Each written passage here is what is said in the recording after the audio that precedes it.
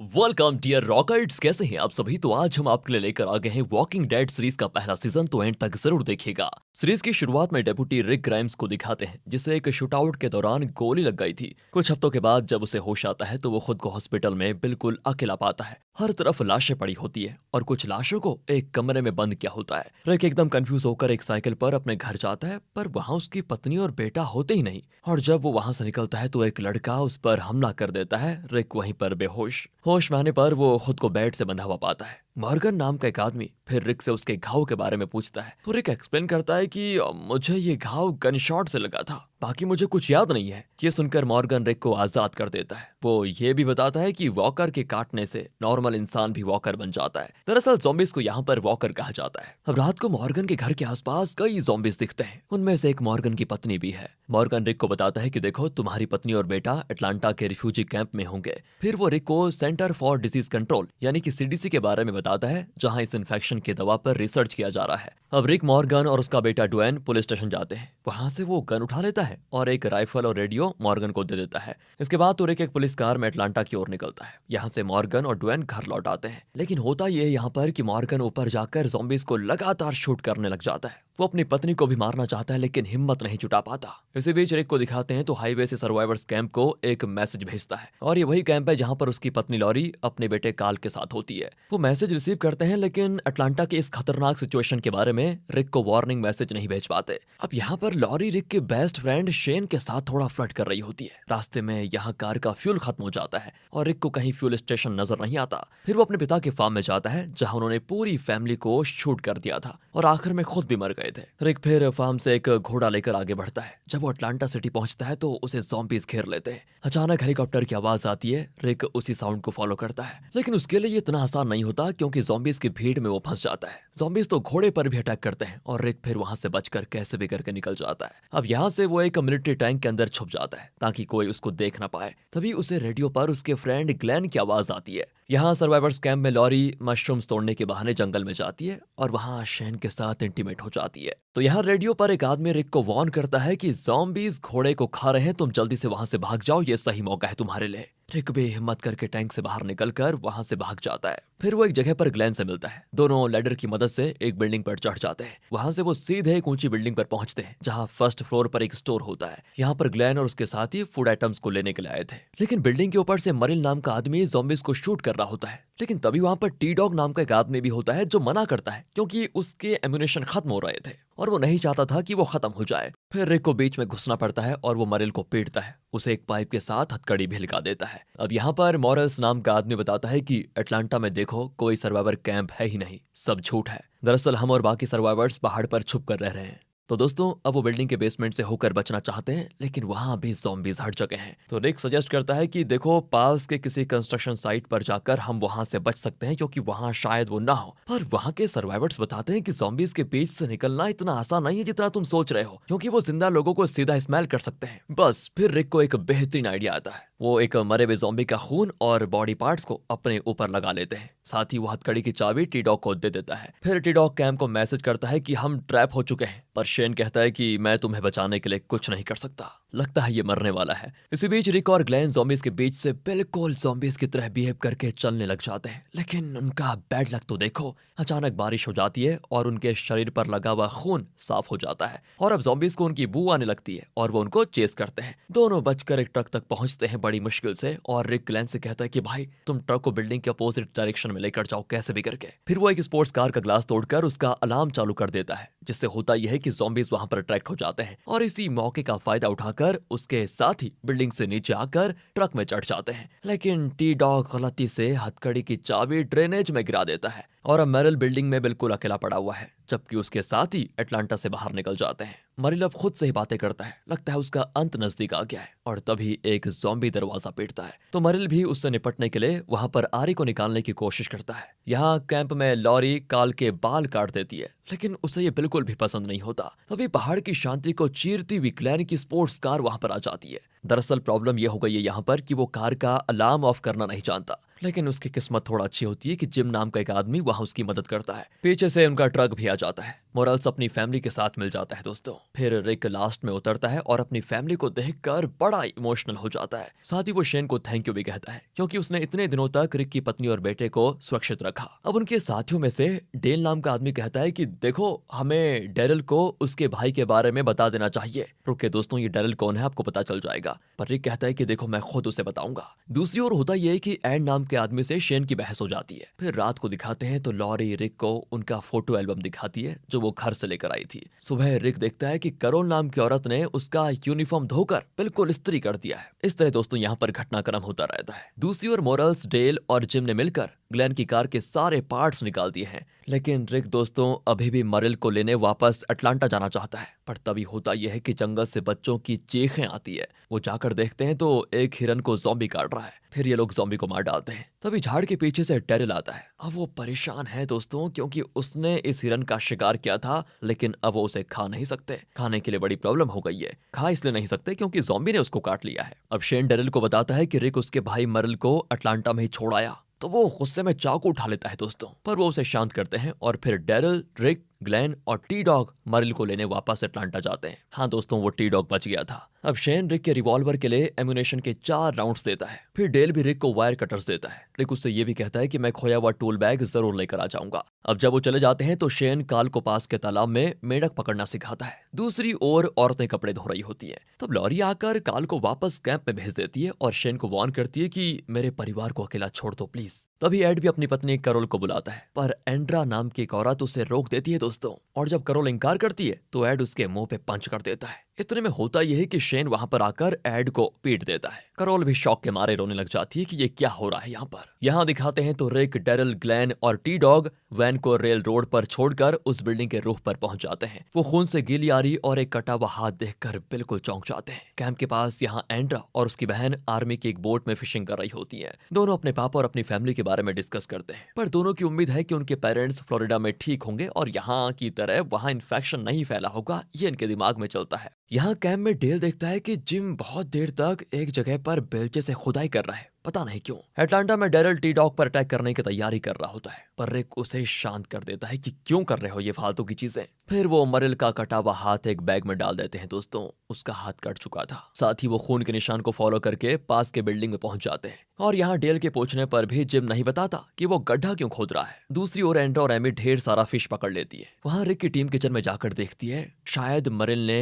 अपने घाव को आग से डिसइंफेक्ट करने की कोशिश की थी। अब आगे तलाश करने से पहले रिक वेपन्स वाला बैग निकाल लेना चाहता है। कैंप में सभी जिम को रोकते हैं क्योंकि वो लगातार खुदाई करता जाता है, पता नहीं क्यों, किसी को बताता भी नहीं। और अटलांटा में ग्लेन चुपचाप गन्स वाला बैग लेने के लिए जाता है और रिक, टी डॉग और डेरिल उसे कवर करते हैं। सब कुछ बढ़िया चल रहा होता है, लेकिन इसी बीच एक अजनबी आकर डेरिल से बात करने लगता है। तभी होता ये कि कुछ आदमी और आकर गैलन को पकड़ कर लेकर जाते हैं। फिर डेरिल एक एरो फायर करता है जो कि उस गैंग के एक आदमी को लग जाती है। वो लोग भी अपने घायल साथी और गन्स का बैग वहीं पर छोड़कर ग्लेन को लेकर चले जाते हैं। अब दोस्तों कैंप में दिखाते हैं तो शेन जिम को एक पेड़ के साथ बांध देता है। वो माफी मांगता है कि देखो मैंने तुम सबको डरा दिया, मैं नहीं जानता कि मैं क्यों खोद रहा था, लेकिन कल रात मुझे कोई डरावना सपना आया, लेकिन अब मुझे कुछ याद ही नहीं है कि मैं कर क्यों रहा हूँ ये सारी चीजें। वहाँ दोस्तों दूसरी ओर रिक की टीम को पता चल जाता है कि घायल आदमी का नाम मिगुएल है। मिगुएल इनको अपने ग्रुप के पास लेकर जाता है। उनका लीडर ग्लेर्मो कहता है कि मिगुएल और गन्स वाले बैग को हमारे हवाले कर दो, वरना मेरे आदमी ग्लेन को नीचे फेंक देंगे।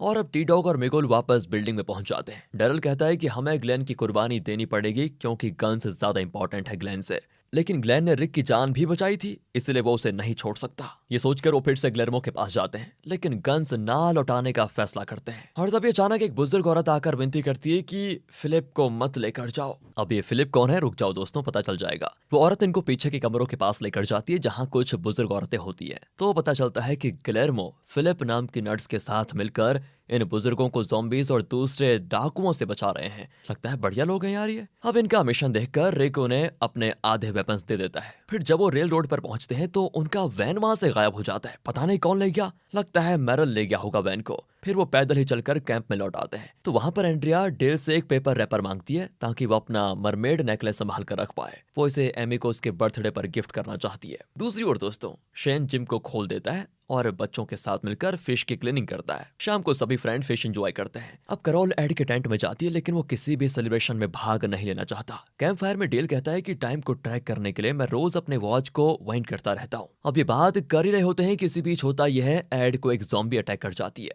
दूसरा ज़ॉम्बी तो एमी का हाथ चबा जाता है। अब वहां पर बिल्कुल हलचल मचाती है, लेकिन सभी मिलकर ज़ॉम्बीज़ अटैक को मैनेज कर लेते हैं। एंड्रिया अपनी बहन की लाश पर रोने लग जाती है। तब जिम बताता है कि शायद मुझे सपना आया था कि कई लोगों की मौत होने वाली है और इसी वजह से मैं सारा दिन कब्र खोद रहा था। अगले सुबह रिक मॉर्गन को वॉकी टॉकी पर कांटेक्ट करके बताता है कि अटलांटा सिटी अब ज़ॉम्बीज़ का राज्य बन चुका है, इसलिए तुम अटलांटा से दूर रहना प्लीज। एंड्रिया एमी की लाश के पास बैठकर बहुत ज्यादा रो रही होती है। तब लॉरी उसे दिलासा देती है कि देखो, अपने आप को संभालो। दूसरी ओर ग्लेन और टी डॉग लाशों को जला रहे होते हैं और रिक तो एंड्रिया से बात करने की कोशिश करता है, पर वो उस पर गन तान देती है। फिर उसे घबराकर दौड़ जाना पड़ता है। अब आगे डेरिल कहता है कि हमें जल्द से जल्द एमी को डिस्पोज करना होगा, वरना वो किसी भी वक्त ज़ॉम्बी बनकर हम पर अटैक कर देगी। लेकिन वो एंड्रिया को शोक मनाने का वक्त देना चाहते हैं, क्योंकि उसे बहुत दुख हो रहा होता है। मॉरल्स और डेरिल एक लाश को फिर आग में डालने चाहते हैं, लेकिन ग्लेन कहता है कि इन्हें दफनाना होगा। फिर जैक्वी नाम की औरत और जिम मिलकर लाशों को इकट्ठा करते हैं। तभी जैक्वी जिम की शर्ट पर खून देखकर उससे सवाल करती है, पर वो कहता है कि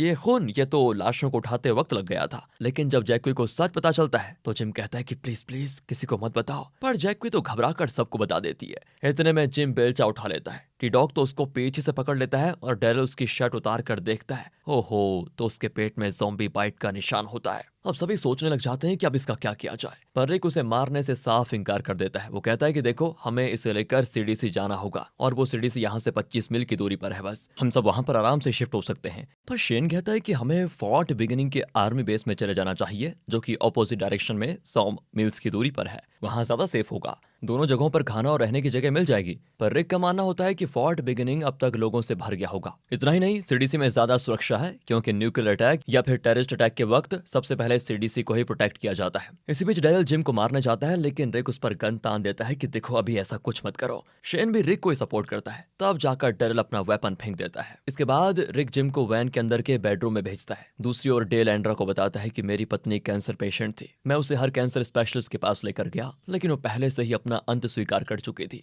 जब वो मर गई थी ना, तो मुझे बहुत गुस्सा आया। मुझे लगा कि उसके साथ बिताया हुआ हर पल एक धोखा था मेरा। तभी एंड्रिया भी स्माइल करके एक पिंक टिश्यू पेपर में लपेटा हुआ मरमेड नेकलेस निकालती है। फिर वो एमी को हैप्पी बर्थडे कहकर उसे नेकलेस पहनाती है। दूसरी ओर डेरिल मरे हुए ज़ॉम्बीज़ के सर पर कुल्हाड़ी मारता रहता है, और जब वो एड के सर पर मारना चाहता है तो कैरोल उसको रोक देती है और कहती है इसे तो मैं मारूंगी। ये कहकर वो कुल्हाड़ी उठाकर एड के सर पर लगातार वार कर जाती है। वो कई सालों से एड के जुल्म सह रही थी और अब अपना सारा गुस्सा आज निकाल रही होती है। यहाँ एंड्रिया एमी से माफी मांगती है और फिर उसके सर पे शूट कर देती है। क्या करती बेचारी। डेरिल लाशों को जला देना चाहता है, लेकिन लॉरी कहती है हमें सबको शोक मनाने का वक्त तो देना ही चाहिए, फिर हम लाशों को दफना देंगे, उनको जलाना ठीक नहीं होगा। यहाँ वैन के अंदर जिम को थोड़े अजीब विजुअल्स दिखते हैं। वो देखता है कि उसकी बाइक से खून निकल रहा है और कई लोग मरे पड़े हुए हैं। बाहर फिर मरे हुए लोगों का फ्यूनरल होता है। डेल एमी की लाश को एक कब्र की ओर लेकर जाता है, लेकिन एंड्रिया उसे रोक देती है। यहाँ वैन के अंदर जिम खांसता है तो खून निकल जाता है। रिक कहता है कि हम तुम्हें सिटी से ले जाने की कोशिश कर रहे हैं, हिम्मत मत हारो, तुम्हें कुछ नहीं होगा। दूसरी ओर शेन लॉरी से कहता है कि तुम रिक को कन्विंस करो कि सिटी से जाने का फैसला गलत है, पर लॉरी साफ कह देती है कि देखो, हम रिक के प्लान के मुताबिक ही चलेंगे, तुम पुरानी बातें भूल जाओ। इनकी बातचीत सुनकर रिक को लगता है कि मेरी गैर हाजिरी में इन दोनों के बीच जरूर कुछ हुआ होगा। बात भी सही हुआ तो था। इसके बाद रिक, शेन और डेल जंगल के अंदर जाकर ज़ॉम्बीज़ को खत्म करना चाहते हैं। शेन तो फिर से रिक से कहता है कि देखो, सीडीसी जाना ठीक नहीं है, पर रिक तो अपने फैसले पर बिल्कुल अड़िग रहता है। तभी झाड़ियों के पीछे से कुछ आवाजें आती है। अब सभी अपनी गन्स लेकर अलग अलग दिशाओं में चेक करने जाते हैं। शेन अपनी गन उठाता है तो उसका एम रिक पर पड़ जाता है और वो गहरी सांस लेकर कुछ सेकंड्स के लिए बिना हिले खड़ा रहता है। लेकिन तभी एक आवाज आती है और उसका फोकस टूट जाता है। फिर वो अपनी गन फेंक देता है नीचे। लेकिन इसी बीच वो नोटिस करता है कि डेल उसे देख रहा था। यहाँ कैंप में लौटकर शेन सबको बताता है कि हमें रिक का फैसला मान लेना चाहिए, क्योंकि उसमें ही भलाई है। हम कल सुबह सीडीसी की ओर निकलेंगे। सुबह होते ही रिक मॉर्गन को कांटेक्ट करने की कोशिश करता है। वो बताता है कि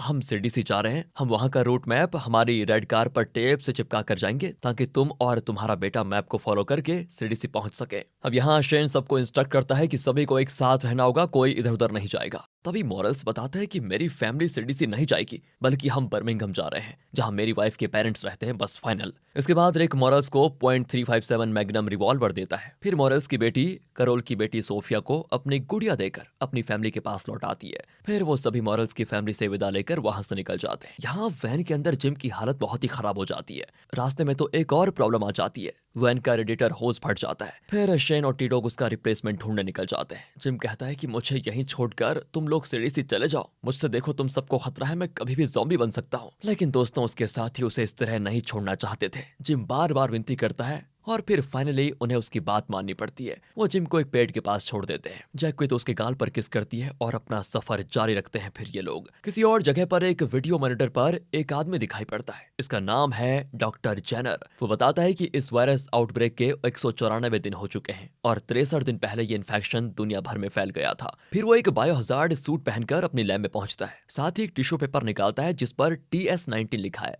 सैंपल निकालकर वो एक एक्सपेरिमेंट करता है और उसी दौरान वो गलती से सैंपल पर एक लिक्विड गिरा देता है। तभी एक अलार्म बजता है और उसे अलर्ट करता है कि एयर क्वालिटी टॉक्सिक हो गई है। वो तुरंत एक डिकंटामिनेशन चैम्बर में जाता है और अपना सूट निकाल देता है। साथ ही एयरलॉक की सेफ्टी के बीच अलर्ट मैसेज सुनता है कि फुल डिकंटामिनेशन शुरू हो गया है। वो परेशान हो जाता है कि उसका सैंपल अब किसी काम का नहीं रहा। वो जगह पूरी तरह जलने लगती है। अब जेनर बताता है कि मेरे सारे टेस्ट सैंपल्स मिट चुके हैं, इसलिए मेरे जीने का कोई मतलब ही नहीं है। मैं खुदकुशी करने जा रहा हूँ। लेकिन मरने से पहले वो जी भर के शराब पीना चाहता है, उसकी आखिरी ख्वाहिश। यहाँ दिखाते हैं दोस्तों दूसरी ओर तो रिक और उसके साथी शाम को सीडीसी पहुंच जाते हैं। वहाँ कई 100 लाशें पड़ी होती हैं। फिर वो मेन बिल्डिंग पर पहुंचते हैं जो पूरी तरह से बंद होती है। सिक्योरिटी मॉनिटर के जरिए जेनर उनको देख लेता है। बाहर तो ज़ॉम्बीज़ इनको सेंस कर लेते हैं कि अंदर कोई पक्का है। शेन कहता है कि अभी भी वक्त है, हम फोर्ट बेनिंग जा सकते हैं। एंड्रिया कहती है कि देखो फ्यूल बिल्कुल खत्म हो गया है और हमारे पास खाने को भी कुछ नहीं है, हम वहां तक जाएंगे कैसे। लॉरी भी घबरा जाती है लेकिन रिक उसे समझाता है कि हम कोई ना कोई रास्ता निकाल लेंगे, प्लीज कोऑपरेट करो, तुम शांत हो जाओ।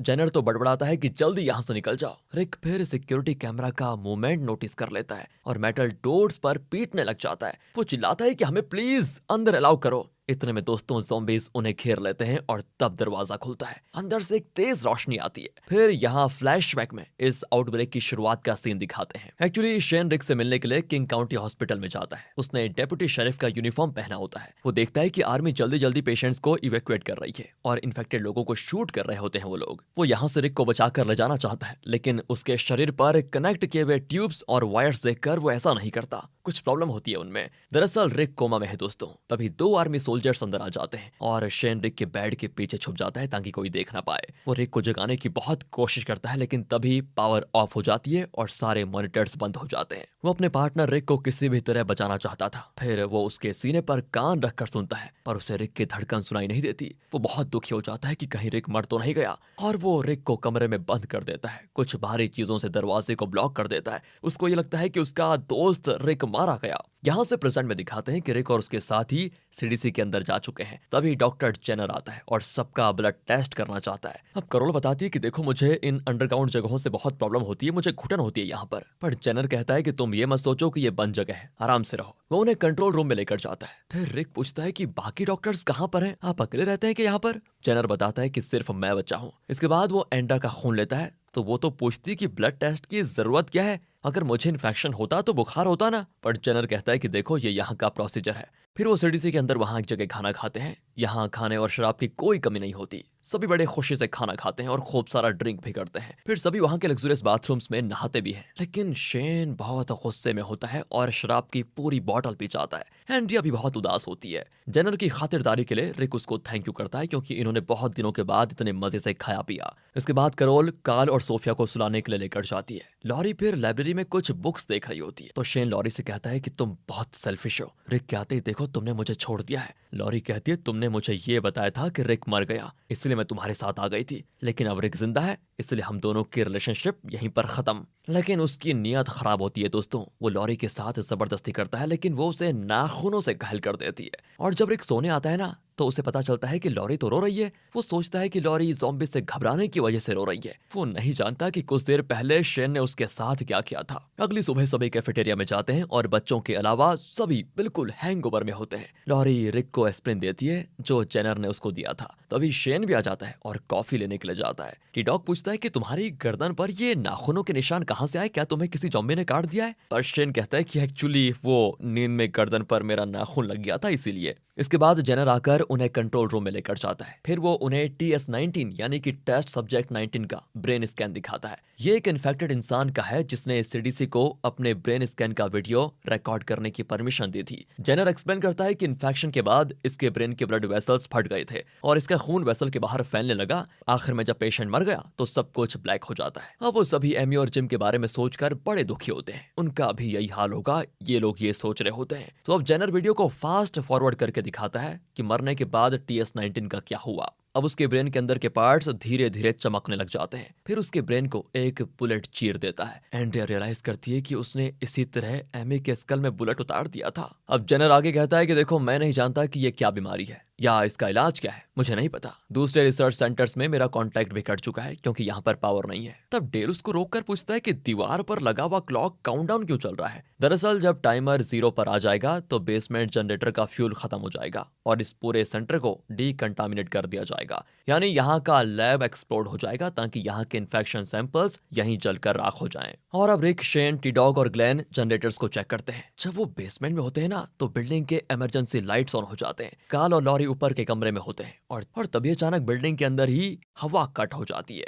जेनर एक औरत की फोटो देखकर कहता है कि मैंने कम समय में अपनी तरफ से पूरी कोशिश की थी, मुझे यकीन है कि मुझ पर तुम गर्व करोगी। अब लाइट्स एक एक करके ऑफ होने लगते हैं। जेनर बताता है कि ये बिल्डिंग खुद को शट डाउन कर रही है। आधे घंटे में पूरी बिल्डिंग डीकंटामिनेट हो जाएगी और इस प्रोसेस को रोकने के लिए हमारे पास फ्यूल है ही नहीं। तभी इमरजेंसी अलार्म्स जोर से बज जाते हैं। रिक सभी को अपनी चीजें उतारकर जल्द से जल्द बाहर भागने को कहता है, लेकिन इससे पहले कि वो बाहर निकले जेनर उन्हें कंट्रोल रूम में यानी कि कंट्रोल सेंटर में लॉक कर देता है और कहता है कि तुम लोगों को अपनी किस्मत स्वीकार कर लेनी चाहिए बस, और तुम्हारे पास कोई रास्ता नहीं है। इस बिल्डिंग के साथ हम सभी एक्सप्लोड होने वाले हैं। डेरिल और शेन अपनी गन्स और कुल्हाड़ियों से दरवाजा तोड़ने की पूरी कोशिश करते हैं, पर जेनर कहता है कि यह दरवाजा इतने स्ट्रांग है कि रॉकेट लॉन्चर भी इनको तोड़ नहीं सकता। रिक तो जेनर पर चिल्लाता है कि तुम इतने दिनों से यहाँ पर कर क्या रहे थे, तुम बचकर क्यों नहीं गए यहाँ से। और तब जेनर कहता है कि वो TS-19 सब्जेक्ट मेरी पत्नी थी और मैंने उसे प्रॉमिस किया था कि मैं आखिरी तक इस रिसर्च में अपनी कोशिश